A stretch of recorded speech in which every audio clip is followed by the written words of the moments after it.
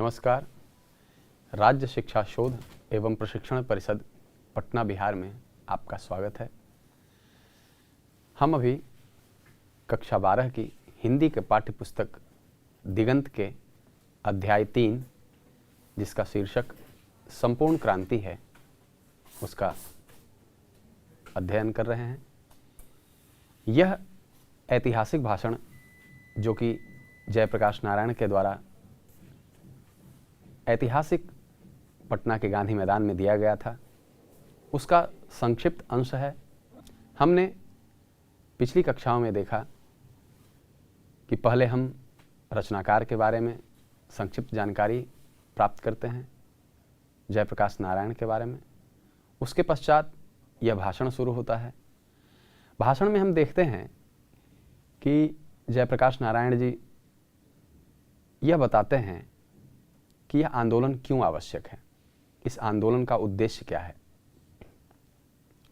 वह वहाँ उपस्थित छात्रों से, संघर्ष समितियों से और जनता से यह आह्वान करते हैं कि आप ताली न बजाइए, आप मेरी बात सुनिए।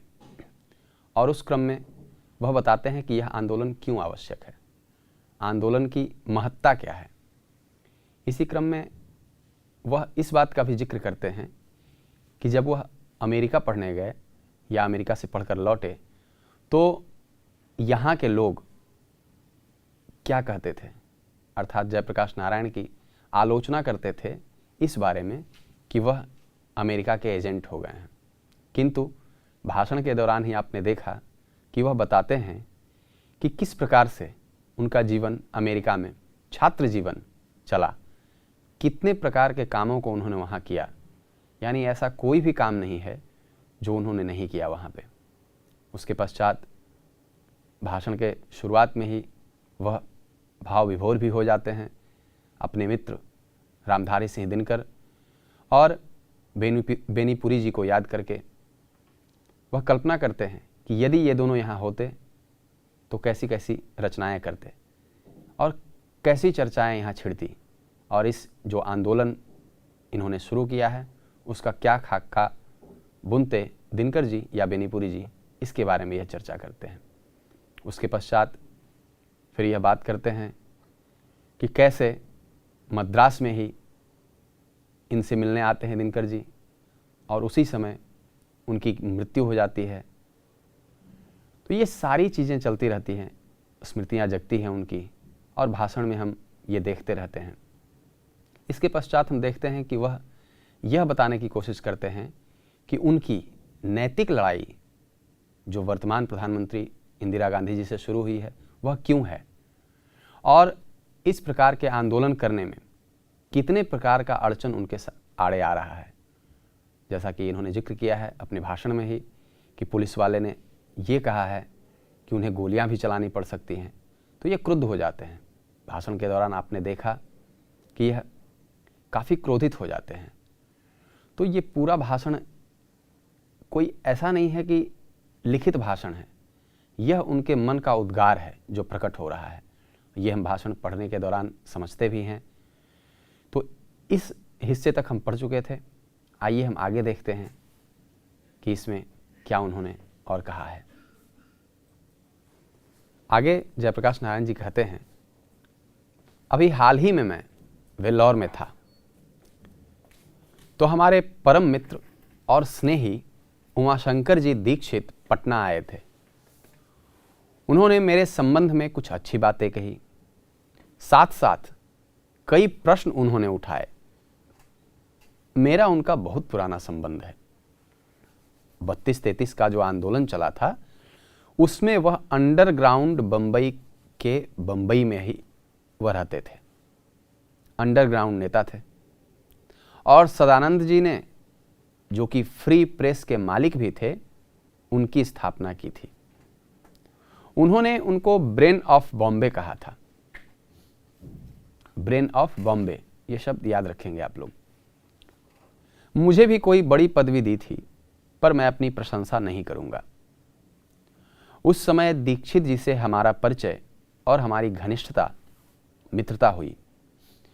और अंडरग्राउंड जमाने की जो मित्रता होती है वह ठोस होती है, चाहे हम कहीं रहें वह कहीं रहें, ठोस रहती है। उसके बाद हम एक दूसरे के मित्र आज तक बने हुए हैं। कुछ ऐसे मित्र हैं जिनके भाव अच्छे थे। हमारे पुराने मित्र जो सोशलिस्ट पार्टी में थे या जो नहीं भी थे, चाहते हैं कि जयप्रकाश नारायण और इंदिरा जी में कुछ मेल मिलाप हो जाए। अर्थात यह बातचीत के दौरान बता रहे हैं कि कई इनके चाहने वाले लोग हैं जो यह चाहते हैं कि जयप्रकाश नारायण और इंदिरा जी में मेल मिलाप हो जाए, जबकि जयप्रकाश नारायण जी का यह कहना है कि मेल मिलाप नैतिकता के आधार पर होगी। यदि नैतिक लड़ाई है उसमें मेल मिलाप कैसा?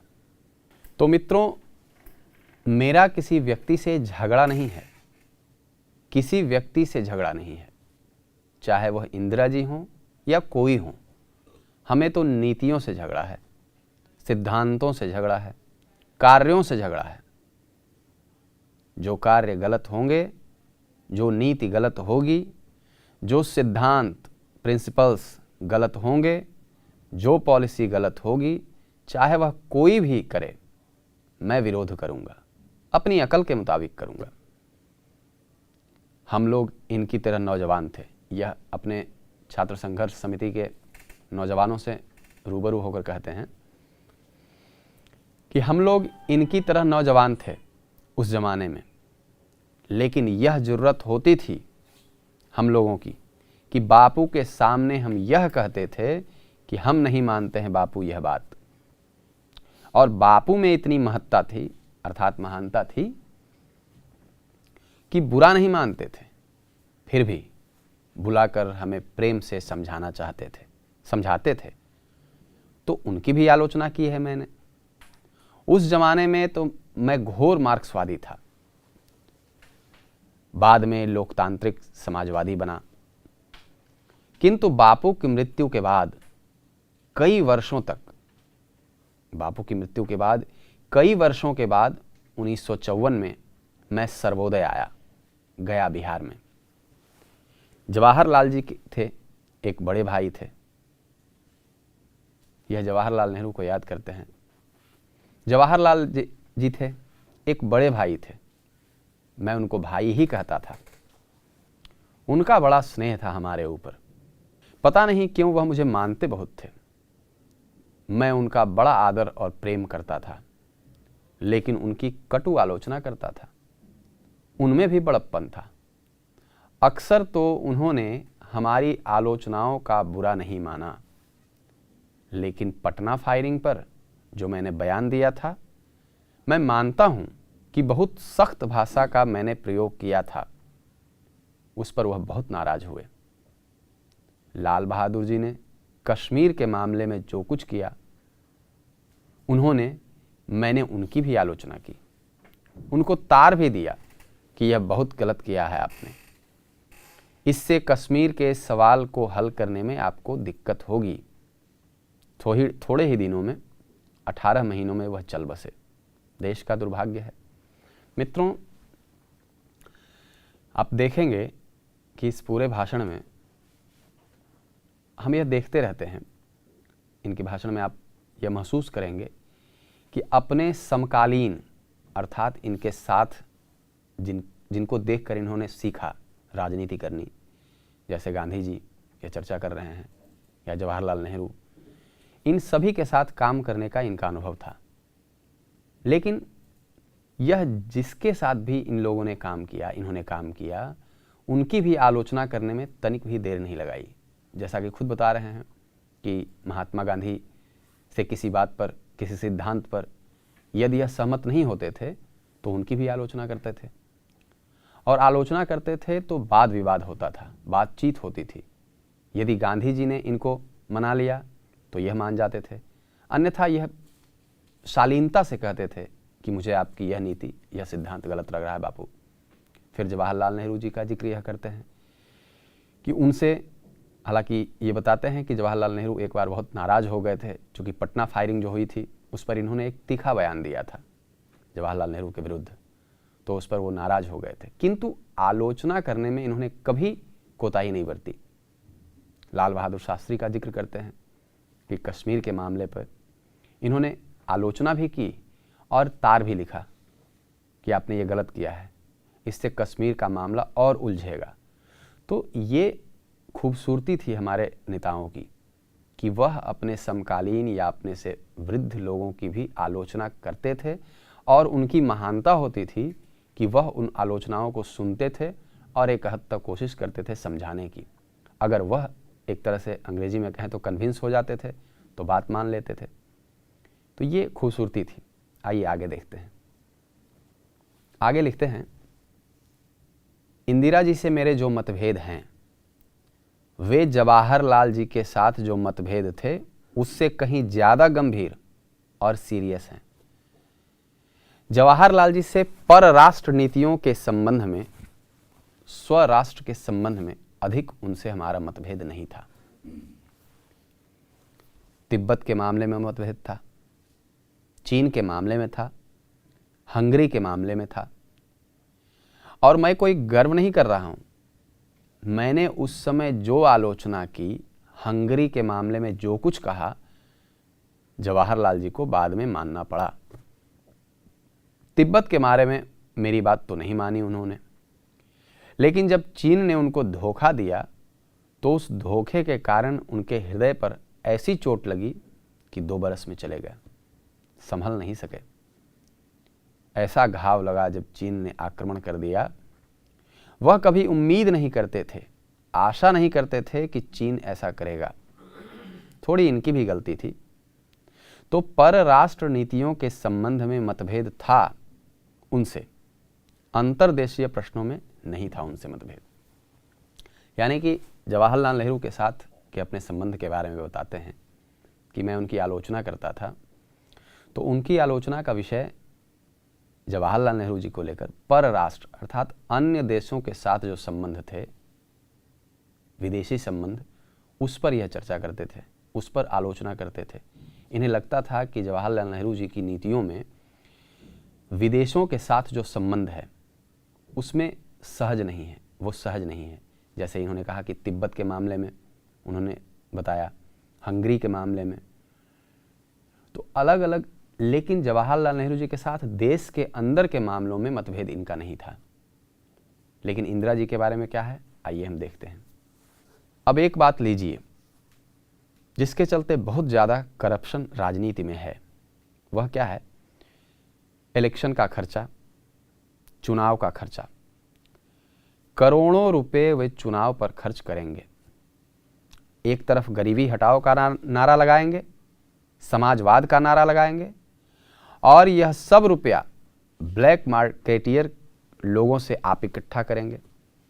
अनअकाउंटेड मनी, करोड़ों रुपए जिसका कोई हिसाब नहीं, कोई किताब नहीं। आज से नहीं, बरसों से मैं पुकार रहा हूं कि भाई इस चुनाव की पद्धति में आमूल परिवर्तन होना चाहिए, चुनाव का खर्च कम करना चाहिए। अगर चाहते हैं आप कि गरीब उम्मीदवार खड़ा हो सके, मजदूर उम्मीदवार खड़ा हो सके, किसान उम्मीदवार खड़ा हो सके, गरीब पार्टी जो गरीब की पार्टी है वह अपने उम्मीदवार खड़ा कर सके। सुनता है कोई? प्रेस रिपोर्टों से पता चलता है कि इस आंदोलन के द्वारा मैं दलविहीन लोकतंत्र की स्थापना करना चाहता हूं। ये एक बहुत महत्वपूर्ण शब्द है, दलविहीन लोकतंत्र। दलविहीन लोकतंत्र सर्वोदय विचार का मुख्य राजनीतिक सिद्धांत है और उस विचार का प्रचार पिछले वर्षों से मैं करता रहा हूं और ग्राम सभाओं के आधार पर दलविहीन प्रतिनिधित्व स्थापित हो सके इसका प्रयत्न भी करता रहा हूं। परंतु वर्तमान आंदोलन के संदर्भ में मैंने दलविहीन लोकतंत्र का जिक्र कतई नहीं किया है। फिर भी मेरे पुराने विचार को लेकर जनता में, विशेषकर बुद्धिजीवियों में काफ़ी भ्रम फैलाया गया है।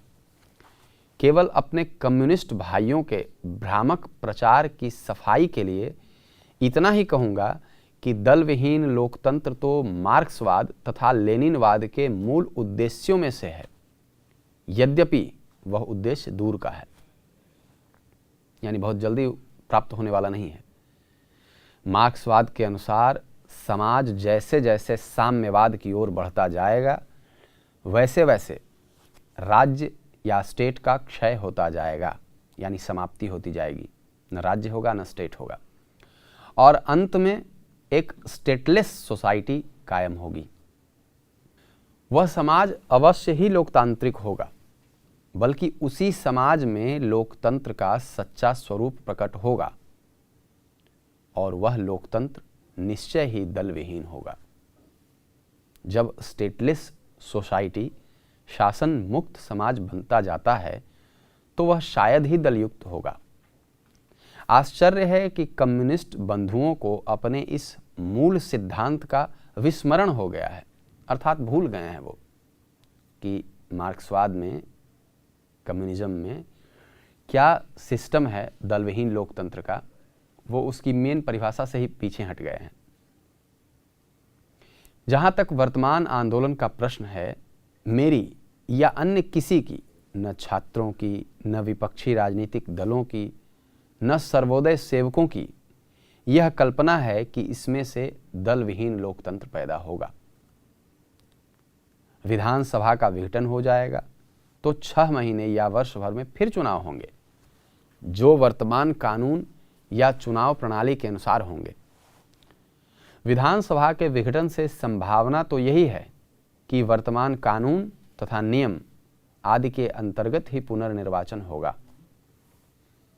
इसलिए प्रश्न उठता है, जैसा कि पिछले सप्ताहों में कई बार उठा भी है, कि उस हालत में विधानसभा के विघटन से क्या लाभ होगा।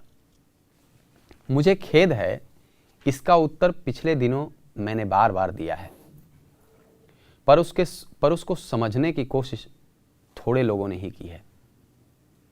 इसीलिए बार बार मुझसे यह सवाल होता है कि जयप्रकाश नारायण वर्तमान चुनाव पद्धति और विधानसभा के चुनाव का कौन सा विकल्प पेश कर रहे हैं। मेरा अपना विकल्प चूंकि नए ढंग का है, जो घिसे पिटे राजनीतिक चिंतन से भिन्न है, इसीलिए यह लोगों की समझ में नहीं आता। अगर मैं यह कह दूं कि मेरा विकल्प यह है कि मैं इस आंदोलन और संघर्ष में से एक नई पार्टी का निर्माण करूंगा, तो सब लोग मेरी बात आसानी से समझ लेंगे और उसके बाद मेरी आलोचना शुरू हो जाएगी कि यह आदमी केवल अपनी सत्ता के लिए छात्रों और जनता के आंदोलन का दुरुपयोग कर रहा है।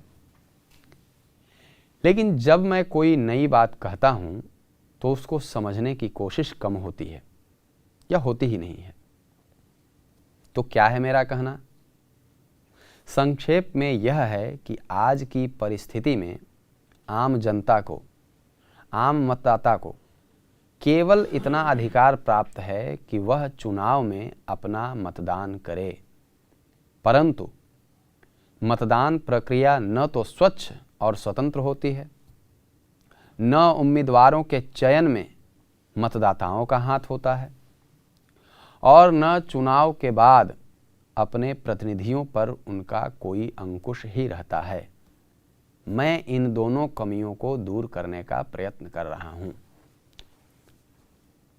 इसमें आप देखें कि पहले हिस्से में यह बताते हैं कि लोगों ने इन पर आरोप लगाया है कि यह एक दलविहीन लोकतंत्र की स्थापना करना चाहते हैं। दलविहीन लोकतंत्र, जैसा कि ये बताते हैं कि मार्क्सवाद का मूल उद्देश्य है, अर्थात स्टेटलेस सोसाइटी जैसा हो, जिसमें स्टेट या राज्य की भूमिका न हो, न के बराबर हो या न ही हो। लेकिन यह बताते हैं कि नहीं, यह आंदोलन, जो वर्तमान आंदोलन मैंने प्रारंभ किया है, वह दल विहीन लोकतंत्र की स्थापना के लिए नहीं है। यह विधानसभा के विघटन की बात है, और विघटन होगा और एक नई और लोकतांत्रिक समाजवादी सरकार ही आए, लेकिन उसका स्वरूप थोड़ा चेंज हो जाए। यह भी बताते हैं कि चुनाव प्रक्रिया, यह वर्तमान में, उस समय की वर्तमान की पद्धति जो चुनाव प्रक्रिया की चल रही थी, उसकी भी आलोचना करते हैं कि जो चुनाव प्रक्रिया चल रही है वह सही नहीं है। तो लोग कहते हैं कि आखिर आप बताइए कौन सी चुनाव प्रक्रिया होनी चाहिए। तो यह पेश करते हैं कि चुनाव प्रक्रिया में हम देखते हैं कि मतदाताओं को केवल इतना अधिकार प्राप्त होता है कि वह मत दे सके। मतदाता को यह अधिकार नहीं है कि कौन सा उम्मीदवार खड़ा होगा ये चयन कर सके। जैसे उम्मीदवार खड़ा होते हैं तो अपनी मर्जी से होते हैं, लेकिन उम्मीदवार कौन खड़ा होगा इसकी जिम्मेवारी भी और इसका भी चयन करने का अधिकार मतदाता के पास होना चाहिए। दूसरा ये कहते हैं कि यदि कोई उम्मीदवार जीत जाता हो चुनाव होने के पश्चात, तो उस पर भी पूरी तरह से अंकुश मतदाताओं का हो, यानी वह देख रेख कर सके। और इसके लिए बड़ी अच्छी पद्धति बताते हैं, वो आगे के भाषण में आप देखेंगे। अपना देश पिछड़ा हुआ है, इसलिए बावजूद इसके कि हमने लोकतंत्र की स्थापना की है, विकसित देशों के लोकतांत्रिक समाज में जो प्रतिप्रभावी शक्तियां यानी परस्पर एक दूसरे को प्रभावित करने वाली शक्तियां होती हैं, जनमत का जो प्रबल प्रभाव प्रतिनिधियों पर निरंतर पड़ता है, जो स्वतंत्र और साहसी प्रेस पत्र पत्रिकाओं के रोल होते हैं, शिक्षित समुदाय का जो वैचारिक और नैतिक असर होता है, इस सारे इंफ्रास्ट्रक्चर का यानी जनता और शासन के बीच की संरचना का नितांत अभाव है। ऐसी स्थिति में हमारा लोकतंत्र केवल नाम मात्र का रह जाता है। इस पूरी अंतरिम संरचना का इंफ्रास्ट्रक्चर का निर्माण तो एक दिन में हो नहीं सकता है, परंतु उसके अभाव में आम जनता या मतदाता मतदान के सिवा कोई भी पार्ट अदा नहीं कर सकता, जिसके परिणाम स्वरूप मंत्री तथा विधायक निरंकुश और स्वच्छंद हो जाते हैं और जनता का किसी प्रकार का अंकुश उन पर नहीं रहता, सिवाय इस भय के कि अगले चुनाव में जनता यदि चाहे तो उनको वोट नहीं दे, परंतु यह भी रुपया, जाति, बल प्रयोग, मिथ्याचरण आदि के कारण निष्प्रभ हो जाता है। अब चूंकि प्रदेश के छात्र, युवक और सर्वसाधारण जनता जागृत हो गई है, वह आगे बढ़ रही है और कुछ नया चाहती है, वर्तमान परिस्थिति में परिवर्तन चाहती है। अतः इस परिस्थिति का लाभ उठाकर मैं चाहूँगा कि आज जो असंगठित जनता है उसमें ऐसी शक्ति आ जाए कि वह सही आदमी का चुनाव कर सके तथा चुनाव के बाद अपने प्रतिनिधियों के आचरण पर यथासंभव अंकुश रख सके। इस संबंध में मेरे कुछ सुझाव हैं।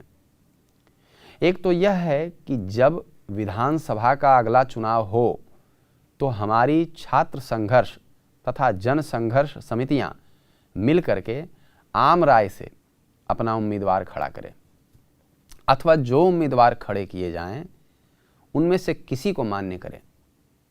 यदि इन समितियों के बीच आम राय नहीं होती है तो हम कोई ऐसा रास्ता बनाएंगे जिससे आपस में फूट हुए बगैर ये समितियां अपना उम्मीदवार खड़ा कर सकेंगी या किसी एक उम्मीदवार को अपनी मान्यता दे सकेंगी।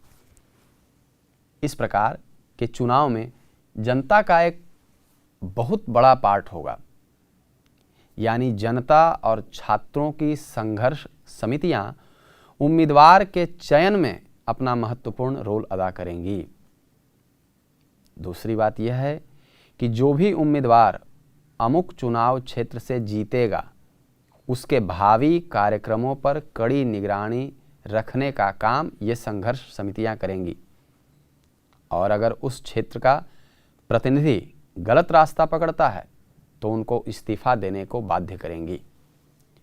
इस प्रकार से जनता का अंकुश इन लोगों के ऊपर होगा और आज की तरह उच्छृंखल, आज की तरह निरंकुश और स्वच्छंद वे नहीं रह पाएंगे।